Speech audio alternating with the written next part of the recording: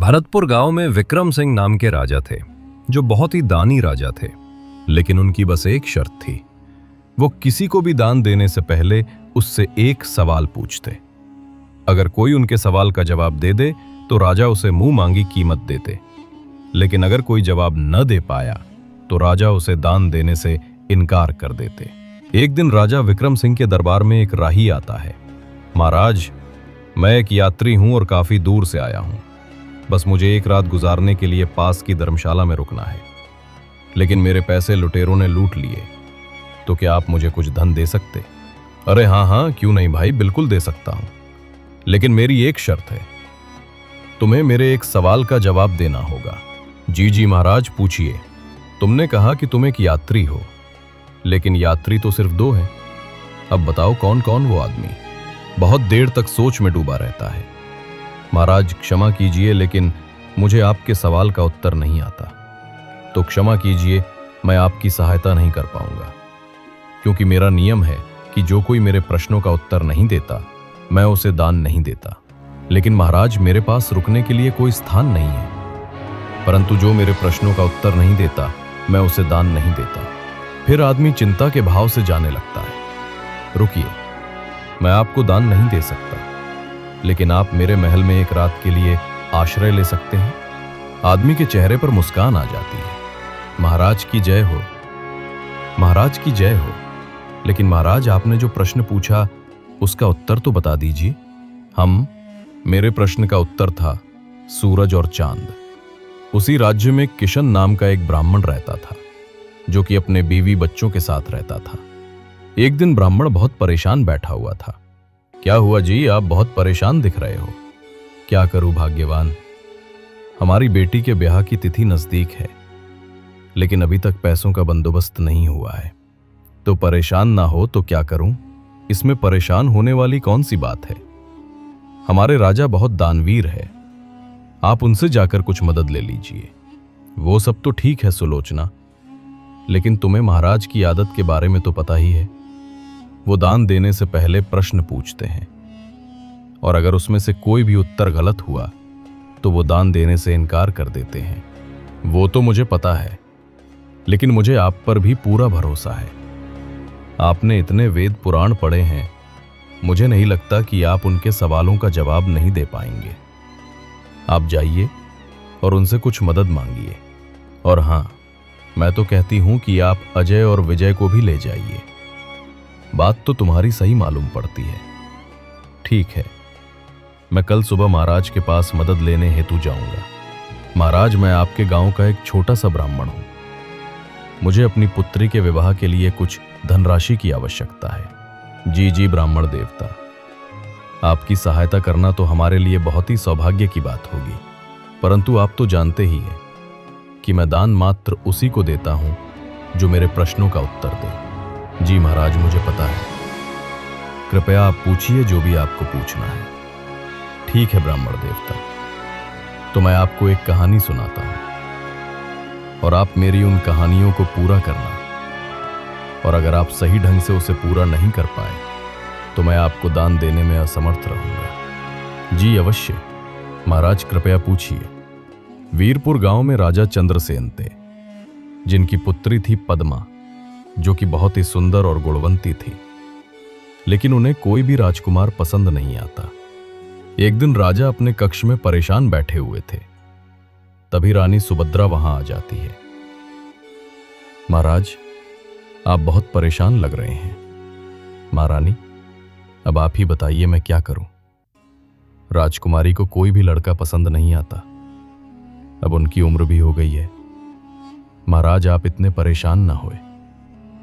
हमारी राजकुमारी बहुत समझदार है, उन्हें पता है कि उनके लिए क्या सही है और क्या गलत। लेकिन महारानी, उन्हें राजकुमार पसंद ही नहीं आता। अब मैं अपनी पसंद के किसी राजकुमार से उनका विवाह करवा दूंगा? नहीं नहीं महाराज, ऐसा गजब मत करना। जब हमारी राजकुमारी को कोई लड़का पसंद आ जाएगा तब वो खुद ही आपको शादी के बारे में कह देंगे। और अगर आपको उनकी ज्यादा ही फिक्र हो रही है तो आप खुद उनसे बात कर लेना। ठीक है महारानी जी, मैं कल ही राजकुमारी से बात करूंगा। राजकुमारी जी, हमने आपको इतने सारे राज्यों के राजकुमारों से मिलवाया, लेकिन आपको उनमें से कोई भी पसंद नहीं आया। अगर आप कहें तो क्या मैं आपके लिए स्वयंवर रखवा लूं? आपको जो भी राजकुमार पसंद आएगा, आप उन्हें अपने वर के रूप में स्वीकार कर लेना।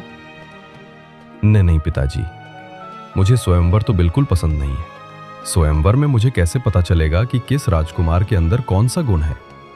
मुझे जब कोई राजकुमार पसंद आएगा तब मैं आपको बता दूंगी। नहीं राजकुमारी, अब मैं आपकी एक नहीं सुनूंगा। कल मैं 4 नौजवानों को बुला रहा हूं। आपको उनमें से जो भी पसंद आए, आप उन्हें अपने वर के रूप में स्वीकार कर लेना।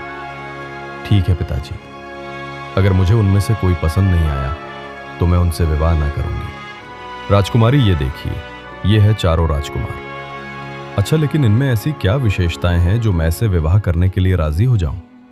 हम बताइए कि आप में क्या विशेषताएं हैं महाराज। मैं कपड़ा बेचकर जितना भी धन कमाता हूं, उसका एक हिस्सा मैं देवताओं को चढ़ाता हूं, एक हिस्से को अपने ऊपर खर्च करता हूं और एक हिस्सा बचा कर रखता हूं, और एक हिस्से को अपनी पत्नी के लिए रखता हूं। और ये कला सिर्फ मुझे ही पता है। अगर तुम इनसे शादी करोगी तो तुम्हें कभी भी पैसे की तंगी नहीं देखनी पड़ेगी। हाँ, अब आप बताइए कि आप में क्या गुण है? महाराज, मैं सभी पशु पक्षियों की बोली जानता हूं। मैं किसी भी पशु पक्षी की बोली आपको सुना सकता हूं और समझ भी सकता हूं। महाराज, मुझे सारे वेदों, उपनिषदों और पुराणों का ज्ञान है।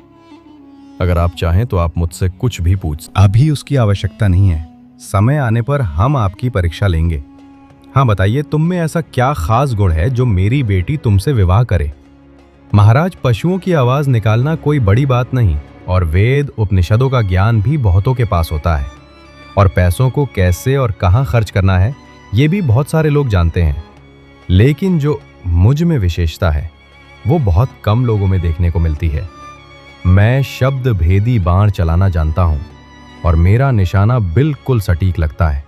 जहां से भी आवाज आती है मैं वहीं पर बाण चलाता हूँ, और मेरा निशाना आज तक नहीं चुका। तो राजकुमारी बताइए, आप इन 4 में से किसे अपना वर चुनेंगे? हाँ तो बताइए ब्राह्मण देवता की राजकुमारी इन 4 लड़कों में से किससे शादी करेगी? महाराज, राजकुमारी बहुत ही समझदार थी। अगले दिन राजकुमारी, आपने कहा था कि आप आज बताएगी कि आप इन 4 में से किसे अपना वर चुनेंगे। जी पिताजी, मैंने अपना वर चुन लिया है। पिताजी, जो पहले प्रतिद्वंदी है वो शिल्पी है, जो पशुओं की भाषा जानता है वो ज्ञानी है, जिन्हें पुराणों का ज्ञान है वो ब्राह्मण है, पर जो शब्द भेदी बाण चलाना जानते हैं वो एक क्षत्रिय है। तो एक क्षत्रिनी का विवाह भी क्षत्रिय से होना चाहिए। राजा अपनी पुत्री की बुद्धिमत्ता को देखकर बहुत खुश हो जाते हैं, और उनका विवाह चौथे लड़के यानी जो क्षत्रिय था उनसे करवा देते हैं। वाह, अति उत्तम ब्राह्मण देवता, मान गए आपके ज्ञान को। हाँ तो अजय, अब तुम्हारी बारी। मानिकपुर गांव में रमन नाम का एक किसान अपनी बूढ़ी माँ के साथ रहता था।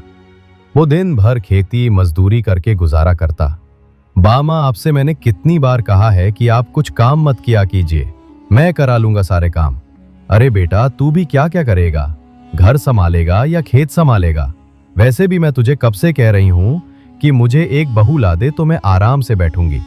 अरे माँ, इतनी सी खेती में हमारा गुजारा होना ही इतना मुश्किल है, तो एक और का गुजारा कैसे होगा? तू तो हमेशा ही बहाने मारता रहता है। सही तो कह रहा हूं। पर एक दिन रमन जब रात को घर आता है तो अपनी माँ को बिस्तर पर लेटे हुए देखकर हैरान हो जाता है। माँ, माँ क्या हुआ माँ? आपका पूरा शरीर आग से तप रहा है। चलिए, मैं शीघ्रता से आपको वैद्य जी के पास ले चलता हूँ। वैद्य जी, देखिए ना, मेरी माँ बहुत ज्यादा जर में है। बेटा, अभी तो मैंने इन्हें औषधि दे दी है, लेकिन इनका उपचार मुझसे नहीं होगा। तुम एक काम करो, शहर जाकर किसी अच्छे से डॉक्टर को अपनी माँ को दिखाओ। ठीक है वैद्य जी, जैसा आप कहे मैं वैसा ही करूंगा। लेकिन बेटा, तुम्हें कम से कम 15 से 20 हजार रुपयों का इंतजाम करना पड़ेगा। मैं अपनी माँ के लिए कुछ भी कर सकता हूँ। रमन उसकी माँ को घर ले आता है। माँ को शहर में अच्छे डॉक्टर को भी दिखाना है, लेकिन पैसों का क्या करूंगा? कहाँ से लाऊंगा इतने पैसे? बेटा, तुझे मेरी फिक्र करने की जरूरत नहीं है। अब मैं बूढ़ी हो चुकी हूँ, मेरी जितनी उम्र थी मैं जी चुकी हूँ। ऐसा मत बोलो माँ, मैं अभी सेठ दयाराम से कुछ पैसे उधार लेकर आता हूँ, उन्हें बाद में चुका दूंगा। वैसे भी वो पिताजी के बहुत अच्छे मित्र थे, हो ना हो वो हमारी सहायता अवश्य करेंगे।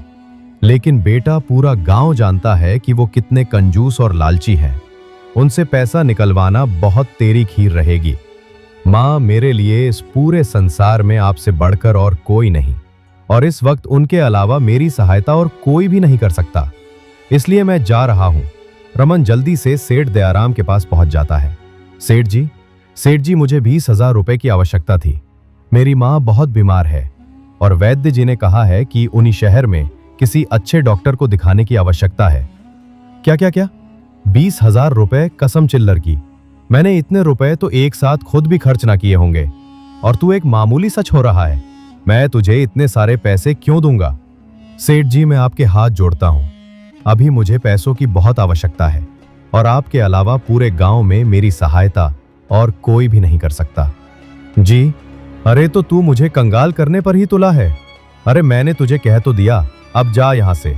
लेकिन सेठ जी, आप मेरे पिताजी के बहुत अच्छे मित्र थे, इस नाते तो मेरी सहायता कीजिए। अच्छा ठीक है, मैं कर दूंगा मदद, लेकिन मेरी भी एक शर्त है। मैं तुम्हें पैसे तभी दूंगा जब तुम मुझे एक कागज में आग और दूसरे में हवा ला कर दोगे। अगर तुमने मुझे वो ला दी तो मैं तुम्हें पैसे दे दूंगा, पर अगर तुम ना ला पाए तो फिर मुझसे मदद लेना भूल जाना भाई। ठीक है सेठ जी। रमन दौड़ता हुआ अपने घर जाता है। क्या हुआ बेटा? क्या कहा सेठ जी ने? मना ही किया होगा। मुझे पता ही था कि वो सेठ एक नंबर का कंजूस है। नहीं माँ, सेठ जी ने पैसे देने के लिए हाँ कर दी है, परंतु उनकी एक शर्त है। शर्त? मुझे तो पता ही था कि वो सेठ बहुत चालाक है। वो हर मुमकिन कोशिश करेगा पैसे देने से बचने की। वैसे क्या शर्त रखी है उस सेठ ने? माँ, उन्होंने कहा है कि मुझे वो पैसे तभी देंगे जब मैं एक कागज में हवा और दूसरे कागज में आग लेकर जाऊंगा। उस समय तो मैंने हाँ कर दी, लेकिन अब मेरी समझ में ये नहीं आ रहा है कि मैं उन्हें कागज में हवा और आग कैसे दूं। अरे तो मैं तुझे बताती हूँ। हाँ तो अजय, अब तुम मुझे बताओ कि रमन एक कागज में हवा और दूसरे कागज में आग कैसे लेकर जाएगा। अभी बताता हूं महाराज। यशोदा एक कागज का पंखा बनाती है और रमन को दे देती है। जब तू इस कागज को हिलाए तो तुझे हवा मिलेगी। हवा तो ठीक है, लेकिन मैं कागज में आग कैसे लेकर जाऊंगा? अगर इस कागज में आग रखी तो ये तो पूरा ही जल जाएगा। रुक जा, उसका भी इलाज है मेरे पास। फिर यशोदा जल्दी से कागज का कंडी बनाकर रमन को दे देती है। ये ले रमन, इस कंदील में तू आग भरकर ले जा सकता है। रमन बहुत ही खुश होकर दयाराम के पास पहुंच जाता है। अरे तुम अभी तो गए थे और इतनी जल्दी वापस कैसे आ गए? अरे सेठ जी, आपको आपका उपहार देने के लिए आया हूं। ये लीजिए, इस कागज में बहुत ही ठंडी ठंडी हवा भरी हुई है और इस कागज के कंडल में आप आग जला सकते हैं। ये सब। अरे सेठ जी, अब ज्यादा सक पकाए मत। आपको आपका उपहार मिल गया तो कम से कम अब तो मुझे 20,000 की उधारी मिल सकती है ना। जितनी जल्दी हो सकेगा मैं लौटा दूंगा।